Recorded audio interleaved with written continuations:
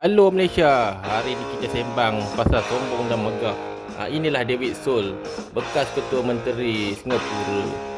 Singapura ni, Melaka, Penang adalah kota Yahudi di timur. Banyak Yahudi kahwin dengan Melayu di masa zaman pendudukan koloni Inggeris di Singapura dan juga di Penang dan juga di Melaka. Banyak juga pelabuhan dimajukan Yahudi. Sebab itulah Singapura maju. Selepas trading dengan negeri Melayu dan mendapat pinjaman wang dari bangsawan Melayu sejak 1511, maka majulah kerajaan Singapura. Singapura juga adalah wilayah special orang Yahudi di Asia. British juga telah belajar dengan sipot orang Melayu dan juga pembesar dan kerabat-kerabat Melayu pada masa dulu. British ni bukannya pandai sangat. Malaysia ni negeri yang dilindungi British Army. Banyak hukum teks guna pakai undang-undang Melayu. 1945 berakhirnya zaman penjajahan dan koloni di Malaya. Zaman British, kasta juga berlaku. Bumiputera saja layak ada tanah. Orang Cina, orang India duduk dalam gua ataupun rumah atas air kerana mereka tak mahu bayar cukai. British kenakan teks pada imigran daripada Singapura, Penang, Melaka dan rumah kongsi. Tidak boleh ada harta. Pada tahun 1956, Malaysia telah merdeka 1957. Singapura tak dapat merdeka. Malaysia merdeka, Singapura tak merdeka. Lee Kuan Yew ni mulalah cari jalan nak join daulat dengan Melaya.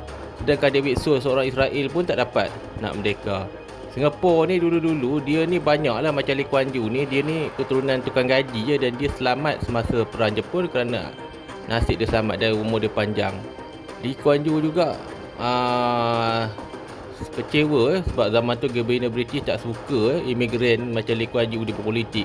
Singapura, Sabah Sarawak tak boleh merdeka sebab mereka tak ada susu galur dan raja-raja sultan pada zaman tu. Pada tahun 98, British dah tahu Penang, Melaka ni banyak orang komunis. British minta wilayah ni menjadi Malaysia dengan syarat agama rasmi Islam dan bermutera special macam Sabah Sarawak. David Soul ni adalah kawan baik Tengku dan beliau juga sangat pro Tengku dan juga komunis. Beliau boleh cakap Melayu dengan baik. David Soul ni juga satu-satunya family Yahudi yang duduk lebih lama dari imigran di Singapura. Pada masa tu, Soul letak jawatan selepas Singapura tak dapat merdeka. Kesian David Soul, Yahudi pun cakap tak berlaku. Begitulah Inggeris.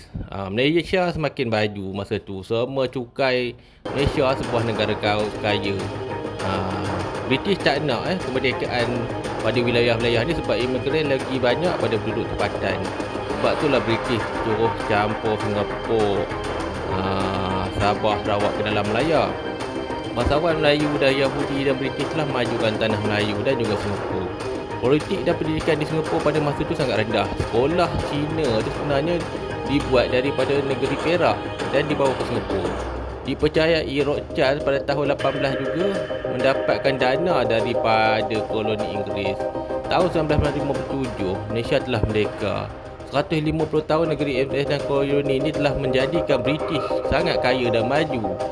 Singapura pada masa tu berjuang-juang untuk nak merdeka dan menipu untuk menyertai Malaysia. Pemungutan suara telah berlaku.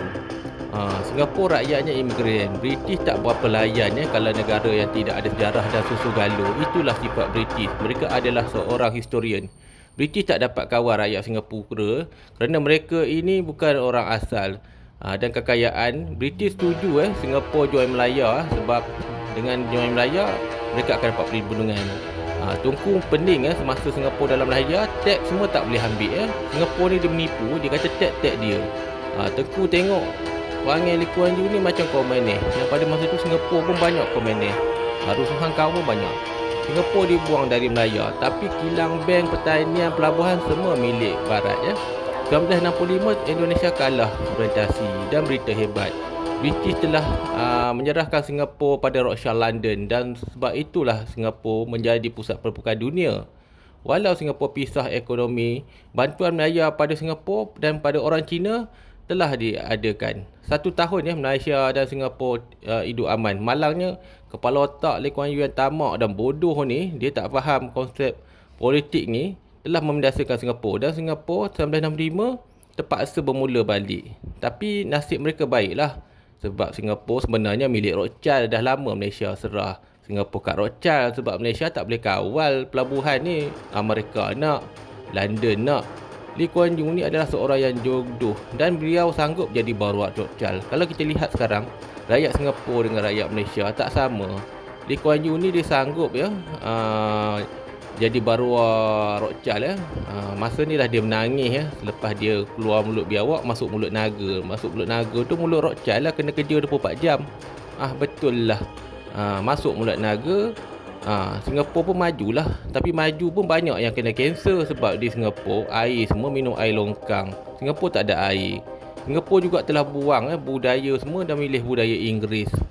Itu sebab Singapura sangat kasihan. Bukan saya cakap, banyak orang cakap. Orang Amerika pun tahu. Punca Malaysia buang Singapura sebab Rothschild. Rothschild dah cakap biarlah mereka ni kerja sampai mati. Kalau Singapura dalam layar, perdagangan Malaysia akan jadi susah kerana kita, rakyat kita, tak boleh ada hubungan dengan Israel. Dia badi rakyat dan kan desak Malaysia putus hubungan dengan Israel. Sebagai hub, Tunku pun telah berfikir lama, tanpa Israel, Malaysia tak akan maju. Dan Tunku telah menjadikan Singapura hub untuk melayar berdagang bersama Israel. Kalau nak perang pun memang kalah lah. Kalau Tunku hari tu baik, dah lama dah dia biarkan Lee Kuan Yew ni kena bakar. Tapi Tunku ni baik. Malaysia adalah sebuah syarikat seperti Amerika pada asasnya.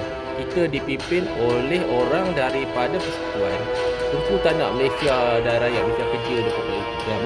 Lee Kuan Yew dia sanggup kerja sampai mati. Dan tengoklah beliau pun dah mati. Tengok Tun Mahathir masih hidup lagi. People of Singapore, Yahudi ni. Singapura. in this hour that is the death of a great opportunity, I still say, Merdeka!